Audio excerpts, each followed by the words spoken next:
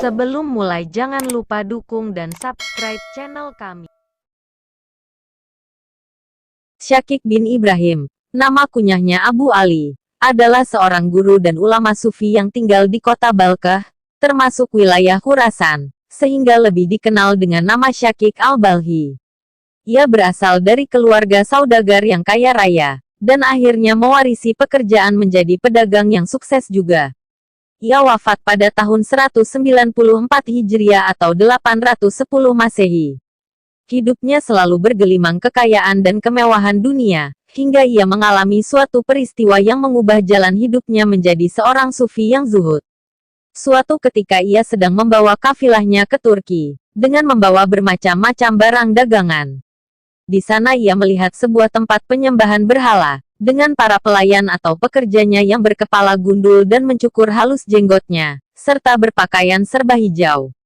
Mungkin kalau di Asia, Indonesia, India, Cina, Thailand dan lain-lainnya, seperti para biksu atau pendeta Buddha yang berpakaian kuning.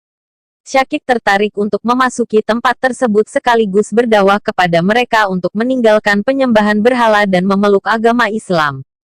Setelah masuk dan bertemu salah seorang pelayan rumah ibadah itu, Syakik berkata, "Wahai pelayan, sesungguhnya kamu mempunyai Tuhan yang Maha Menciptakan, Maha Hidup, Maha Mengetahui dan Maha Kuasa. Maka sembahlah Dia. Janganlah engkau menyembah berhala-berhala ini, yang tidak bisa mencelakakan ataupun menguntungkan." Pelayan itu menatap tajam Syakik yang berpakaian bagus, yang menunjukkan kalau ia seorang pedagang yang kaya. Kemudian berkata, "Jika yang engkau ucapkan itu memang benar, bahwa Tuhanmu itu Maha Kuasa, tentulah Ia bisa memberikan rezeki kamu di negerimu sendiri. Mengapa pula kamu susah-susah datang kemari untuk berdagang?" Apa yang disampaikan oleh pelayan itu mungkin hanya berupa argumentasi sederhana untuk membela diri, karena Syakik telah menonjok akidah dan keyakinannya, satu hal yang sifatnya pribadi, yang seharusnya disampaikan dengan cara lebih bijaksana. Tetapi justru karena perkataannya yang sederhana itu, seolah-olah Syakik diingatkan kalau selama ini ia terlalu sibuk dengan urusan dunianya. Berkelana dengan kafilah dagangnya dari satu negeri ke negeri lainnya hanya untuk menumpuk kekayaan, sementara untuk urusan bekal akhirat, ia melakukan hanya sekedarnya saja. Segera saja ia mengemasi perniagaannya dan kembali ke Khurasan, kemudian menjalani kehidupannya dengan lebih zuhud terhadap dunia. Tidak hanya satu itu saja, tetapi ada beberapa peristiwa lagi yang membuat tekad Syakik semakin kuat untuk meninggalkan perniagaan dan segala kesibukan dunianya. Misalnya, suatu ketika di masa paceklik dan perekonomian yang sangat sulit, Syakik melihat seorang budak yang bermain dan bersenang-senang saja, sementara orang-orang mengerumuni dirinya. Dengan heran Syakik berkata kepada budak tersebut, "Apa yang engkau lakukan ini? Tidakkah engkau melihat orang-orang mengalami kesulitan di masa paceklik ini? Sebaiknya engkau mengerjakan sesuatu yang bisa menghasilkan bagi tuanmu." Tetapi dengan santainya budak itu berkata, "Saya tidak perlu bersusah payah walau masa paceklik seperti ini. Tuanku seorang yang sangat kaya. Ia mempunyai banyak sekali ladang di desa, yang kami semua bebas mengambil hasilnya, apapun yang kami butuhkan." Lagi-lagi hanya jawaban dengan logika sederhana, tetapi mampu merasuk ke lubuk hatinya yang terdalam. Ia menggumam, kalau tuannya budak ini hanya seorang kaya di satu atau beberapa desa, yang sebenarnya ia miskin, dan budak ini tidak ambil pusing dengan rezekinya, maka bagaimana mungkin seorang muslim akan dipusingkan dengan rezekinya, sedang tuannya adalah Allah yang Maha Kaya. Suatu ketika ia beribadah haji ke Mekah dan di sana ia bertemu dengan Ibrahim bin Adam, yang sebelumnya adalah putra raja di Balkah, daerah tempat tinggalnya. Dalam pertemuan itu, Ibrahim berkata kepada Syakik, "Apakah yang menyebabkan kamu memutuskan untuk menempuh jalan ini? Yakni, memilih jalan hidup seorang sufi yang zuhud." Sebagai seorang putra raja, sedikit banyak Ibrahim mengenal latar belakang keluarga Syakik, sehingga perubahan sikap hidupnya itu, seperti juga yang dialaminya sendiri, adalah sesuatu hal yang luar biasa.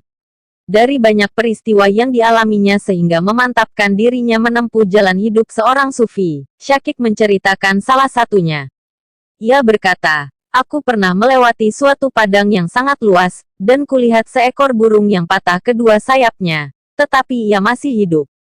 Maka aku berkata pada diriku sendiri, perhatikanlah, dari jalan manakah Allah akan memberikan rezeki pada burung ini. Setelah itu Syakik duduk agak jauh sambil memperhatikan burung tersebut. Cukup lama ia bersabar, sampai akhirnya muncul seekor burung lainnya dengan belalang di paruhnya. Belalang itu ditaruh di paruh atau mulut burung yang patah sayapnya itu, yang segera memakannya. Ia berkata dalam hatinya, sesungguhnya Allah telah mendatangkan burung ini dengan membawa makanan bagi burung yang patah sayapnya, yang tidak mampu berusaha sendiri untuk memperoleh bagian rezekinya. Karena itu, tentulah Allah sangat mampu, berkuasa, untuk mendatangkan rezeki padaku dimanapun aku berada. Mengakhiri ceritanya itu, Syakik berkata kepada Ibrahim bin Adham, setelah peristiwa itu saya meninggalkan semua aktivitas dunia perniagaan, mengisi waktu hanya dengan beribadah kepada Allah dan menuntut ilmu. Mendengar penjelasannya itu, Ibrahim berkata, mengapa engkau tidak memilih menjadi burung yang sehat itu, yang menyampaikan rezeki Allah, memberi makan, kepada burung yang sakit? Tidakkah engkau pernah mendengar sabda Rasulullah, tangan yang di atas lebih utama daripada tangan yang di bawah? Juga sabda beliau, dan di antara tanda-tanda seorang mukmin itu ialah mencari yang lebih tinggi tingkatannya, sesuai kemampuannya, dari 2 derajat dalam segala urusannya, sehingga ia mencapai derajat orang-orang yang berbuat kebaikan, muhsinin. Syakik tersentak kaget dengan perkataan Ibrahim bin Adham tersebut. Disangkanya, kehidupan, tajrid, yakni hanya berpasrah kepada rezeki yang dibagikan Allah tanpa banyak berusaha, kemudian menghabiskan waktu semata-mata untuk beribadah adalah derajat tertinggi bagi orang-orang yang memutuskan untuk menempuh jalan sufi, jalan hidup yang zuhud terhadap dunia. Tetapi dengan perkataan Ibrahim itu ia tersadarkan bahwa tidak mesti seperti itu. Masing-masing orang mungkin memiliki amalan berbeda dalam memperoleh derajat tinggi di sisi Allah, sesuai dengan kondisi yang diadakan Allah untuk dirinya. Syakik segera memegang tangan Ibrahim bin Adham dan berkata, wahai Abu Ishak, engkau adalah guru kami, bimbinglah kami di jalan ini. Setelah itu Syakik terjun kembali di dunia perniagaan, walaupun hanya sekedarnya saja. Sekedar untuk bisa memenuhi kebutuhan hidupnya secara sederhana, dan membantu orang-orang di sekitarnya yang membutuhkan pertolongan secara finansial. Porsi waktunya masih tetap lebih banyak dihabiskan untuk beribadah kepada Allah dan menuntut ilmu. Inilah derajat dan amalan yang dicontohkan oleh beberapa sahabat Nabi Muhammad, seperti Abu Bakar, Umar bin Khattab, Utsman bin Affan, Abdurrahman bin Auf, Talha bin Ubaidillah, Qais bin Sa'ad dan banyak lagi sahabat lainnya.